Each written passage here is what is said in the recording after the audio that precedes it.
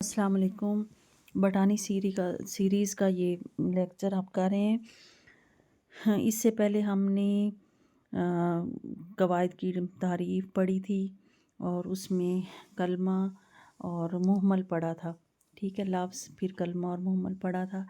کلمہ اور مہمل کی تعریف کے بعد یہ کلمہ کی کچھ اقسام ہیں جو آج ہم کریں گے۔ کلمہ کی 3 اقسام ہوتی ہیں، اس میں اسم، فعل اور حرف، ٹھیک ہے۔ یہ کلمہ کی 3 قسمیں ہیں۔ اب ہم دیکھیں گے کہ اسم کیا ہوتا ہے، فعل کیا ہوتا ہے، حرف کیا ہوتا ہے۔ سب سے پہلے ہم اسم کرتے ہیں۔ اسم جیسے نام سے ظاہر ہے، وہ کلمہ ہے جو کسی شخص، جگہ یا چیز، یہ 3 باتیں یاد رکھنی ہیں۔ کسی بھی شخص کا نام، کسی بھی جگہ کا نام یا چیز کا نام، چیز کے لیے استعمال ہو، مثلا پاکستان، کراچی،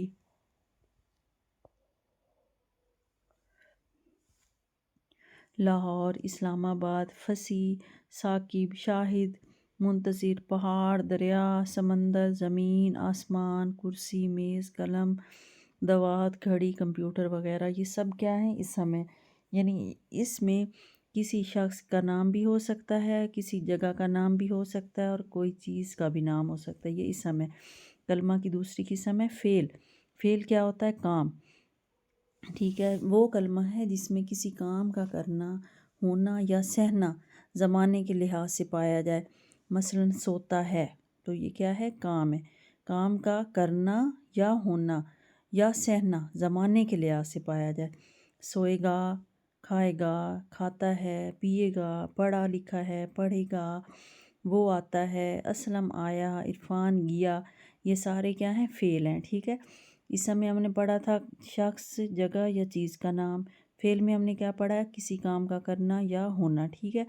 اور تیسرے نمبر پہ کیا ہے؟ حرف۔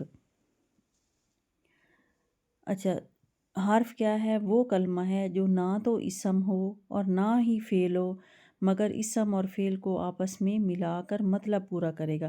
مثلا کا، کے، کی، تک، پر، سے، ٹھیک ہے، وغیرہ، یہ سب کیا ہے؟ یہ حرف ہے، ٹھیک ہے۔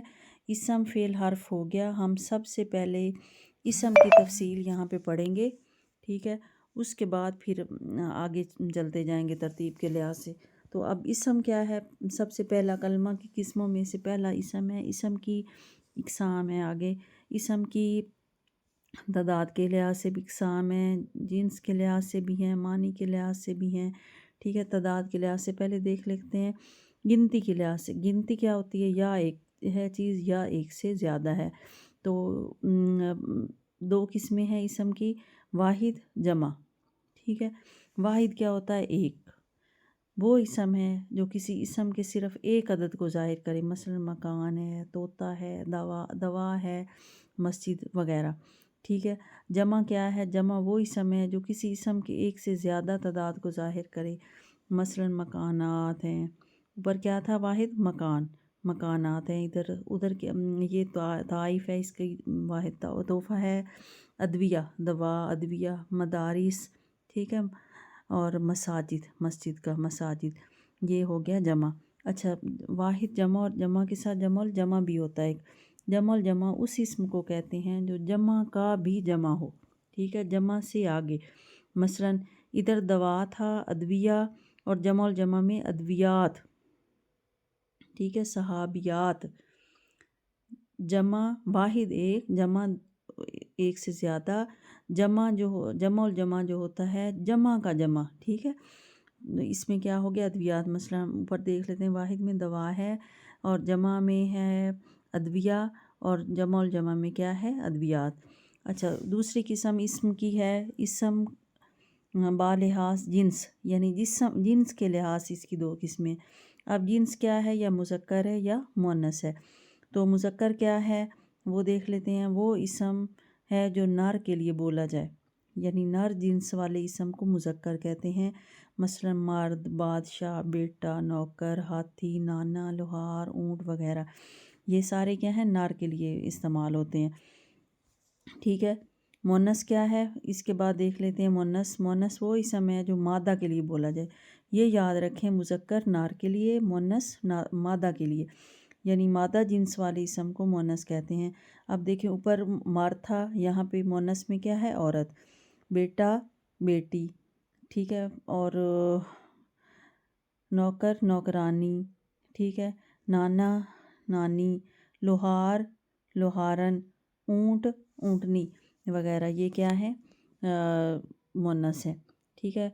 اب آج ہم نے پڑھا کلمہ کی اقسام۔ کلمہ کی کتنی قسمیں ہیں؟ 3، یہ یاد رکھیں، کلمہ کی 3 قسموں کو یاد رکھیں، اسم، فعل، حرف۔ اور اسم کی پہلی تفصیل ہم نے کیا پڑھی ہے؟ اسم کی بھی قسمیں ہیں آگے۔